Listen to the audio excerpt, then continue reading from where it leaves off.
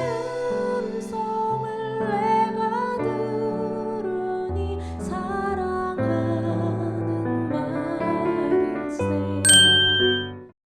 그러므로 다윗이 그곳을 떠나 아둘람 굴로 도망하며 그의 형제와 아버지의 온 집이 듣고 그리로 내려가서 그에게 이르렀고, 환난당한 모든 자와 빚진 모든 자와 마음이 원통한 자가 다 그에게로 모였고, 그는 그들의 우두머리가 되었는데 그와 함께한 자가 400명가량이었더라. 다윗이 거기서 모압 미스베로 가서 모압 왕에게 이르되, 하나님이 나를 위하여 어떻게 하실지를 내가 알기까지 나의 부모가 나와서 당신들과 함께 있게 하기를 청하나이다 하고 부모를 인도하여 모압 왕 앞에 나아갔더니 그들은 다윗이 요새에 있을 동안에 모압 왕과 함께 있었더라. 선지자 갓이 다윗에게 이르되, 너는 이 요새에 있지 말고 떠나 유다 땅으로 들어가라. 다윗이 떠나 헤레스풀에 이르니라. 사울이 다윗과 그와 함께 있는 사람들이 나타났다함을 들으니라. 그때 사울이 기브아 높은 곳에서 손에 단창을 들고 에셀나무 아래에 앉았고 모든 신하들은 그의 곁에 섰더니 사울이 곁에 선 신하들에게 이르되, 너희 베냐민 사람들아 들으라. 이새의 아들이 너희에게 각기 밭과 포도원을 주며 너희를 천부장 백부장을 삼겠느냐. 너희가 다 공모하여 나를 대적하며 내 아들이 이새의 아들과 맹약하였으되 내게 고발하는 자가 하나도 없고 나를 위하여 슬퍼하거나 내 아들이 내 신하를 선동하여 오늘이라도 매복하였다가 나를 치려하는 것을 내게 알리는 자가 하나도 없도다 하니,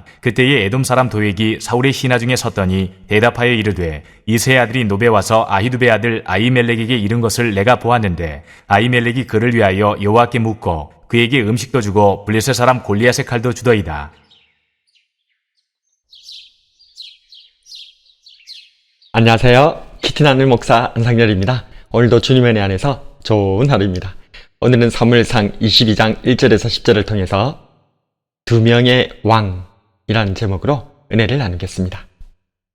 하나님께서 가드 용사 골리앗의 칼을 주셨음에도 사울왕이 두려워 도리어 가드왕 아기스의 신하가 되고자 했던 다윗.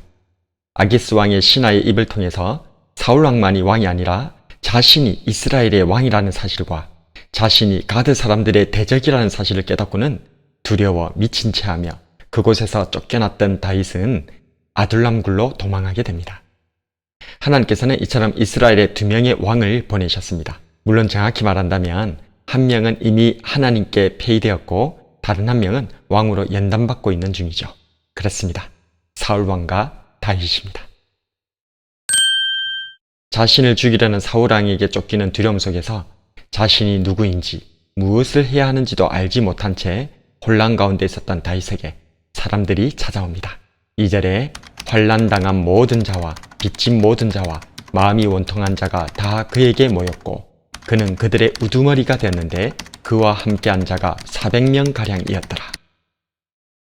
사울왕의 압제 아래서 신음하고 고통받는 사람들이 아둘람 굴로 다윗을 찾아왔고 다윗은 그 약한 자들의 왕이 되었습니다. 반면 사울왕은 화려한 왕궁의 가장 높은 곳 에셀나무 아래에서 모든 신하들 가운데 섰습니다. 6절에 사울이 다윗과 그와 함께 있는 사람들이 나타났다 함을 들으니라.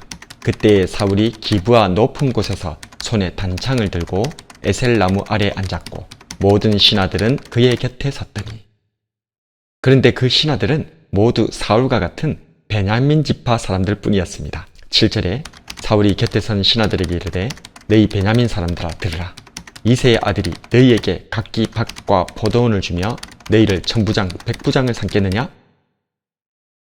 사울왕은 온 이스라엘의 왕인 것 같았지만 그는 한낱 베냐민 지파에 편중된 편협한 왕에 불과하였던 것입니다.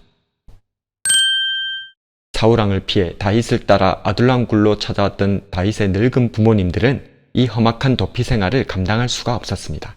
그래서 다윗은 노부모님을 모압 왕에게 의탁한 채 자신은 모압의 요새에 머물러 있었습니다. 그런 다윗에게 선지자 갓이 말합니다. 5절에 선지자 갓이 다윗에게 이르되, 너는 이 요새에 있지 말고 떠나 유다 땅으로 들어가라. 다윗이 떠나 헤렛수풀에 이르니라. 다윗에게 있어 다시 유다 땅으로 돌아가는 것은 목숨을 거는 것이었지만 다윗은 선지자의 말씀에 순종하여 유다 땅으로 돌아갑니다. 왜냐하면 다윗은 유다의 이스라엘의 왕이 되어야 할 사람이었기에 약속의 땅에 머물러 있어야 했기 때문입니다. 반면 사울왕은 묵무백간에 둘러싸여 있었지만 그 손에는 단창이 쥐어져 있었습니다. 6절에 그때에 사울이 기브아 높은 곳에서 손에 단창을 들고, 왕위 상실의 두려움, 왕권에 대한 집착이 그 손에서 단창을 놓지 못하게 하고 있었던 것입니다. 하나님을 의지하지 못하고 두려워 그저 단창과 자기 지파로만 구성된 신하들을 붙들고 있는 가련한 왕입니다. 이렇게 불안한 사울 왕 곁에는 에돔 사람 도액이 있었습니다. 9절과 10절에 그때에 에돔 사람 도액이 사울의 신하 중에 섰더니 대답하여 이르되 이새의 아들이 노베에 와서 아이두베 아들 아히멜렉에게 이른 것을 내가 보았는데 아히멜렉이 그를 위하여 여호와께 묻고 그에게 음식도 주고 블레셋 사람 골리앗의 칼도 주더이다. 도액은 사울왕에게 대제사장 아히멜렉이 다윗을 도와 반역을 모의하였다고 누명을 씌웁니다. 이 말에 사울왕은 눈이 뒤집혀 높 제사장 학살 사건을 지시하게 되죠. 이스라엘의 두 명의 왕, 한 명은 지는 태양, 다른 한 명은 뜨는 태양입니다. 세상이 원하는 모든 것을 다 가진 것 같은 사울왕은 점점 더 나락으로 떨어지고 있고 도망자 신세인 다윗에게는 점점 더 백성들이 몰려들고 있습니다. 오늘 이 시간 많이 가졌으나 잃을 것에 불안해하는 사울왕이 되지 말고 아무것도 없어도 하나님 말씀을 존중히 여기는 다윗과 같은 삶을 살아가는 저와 여러분이 되길 주님의 이름으로 축복합니다. 오늘의 묵상과 기도.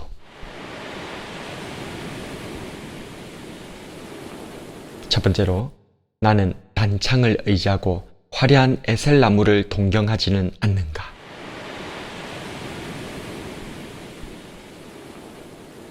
두 번째로 나는 정말 어려운 상황에서도 하나님의 말씀에 순종하려 하는가.